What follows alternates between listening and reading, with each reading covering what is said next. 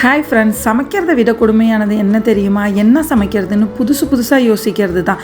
அதே மாதிரி நான் இன்றைக்கி புதுசாக ட்ரை பண்ண ஒரு ரெசிபி தான் உங்கள் கூட ஷேர் பண்ணியிருக்கேன்.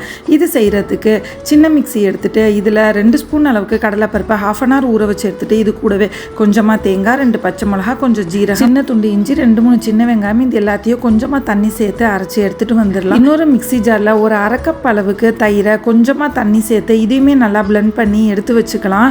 அவ்வளோதான், ரெண்டையுமே நல்லா அரைச்சி எடுத்துகிட்டு வந்தாச்சு. இப்போ பேனில் ஆயில் சேர்த்துட்டு நான் இன்றைக்கி கடலெண்ணெய் தான் யூஸ் பண்ணியிருக்கேன். ஆயில் நல்லா ஹீட் ஆனதுக்கு அப்புறமா கட் பண்ணி வச்சுருக்கிற வெண்டைக்காவை இதில் சேர்த்து 5 to 10 மினிட்ஸ் வரைக்கும் நல்லா வதக்கி விட்டிங்கன்னா அதுலேயே வெண்டைக்காய் நல்லா வெந்து வந்துடும். நான் இன்றைக்கி மீடியம் பீஸாக போட்டிருக்கேன். நீங்கள் குட்டி குட்டி பீஸாக வேணாலும் இதை சேர்த்துக்கலாம். இந்த அளவுக்கு வதங்கி வந்ததுக்கு அப்புறமா வெண்டைக்காவை எடுத்துகிட்டு சேம் பேன்லேயே 2-3 ஸ்பூன் அளவுக்கு ஆயில் சேர்த்துட்டு தாளிப்புக்கு கடுகு, உளுந்தம்பருப்பு, ஜீரகம், கொஞ்சமாக கருவேப்பிலை, கொஞ்சம் அதிகமாக பெருங்காயத்தூள், இது எல்லாத்தையுமே சேர்த்து கட் பண்ணி வச்சுருக்கிற சின்ன வெங்காயத்தையும் சேர்த்து இதில் நல்லா வதக்கி விட்டுருங்க.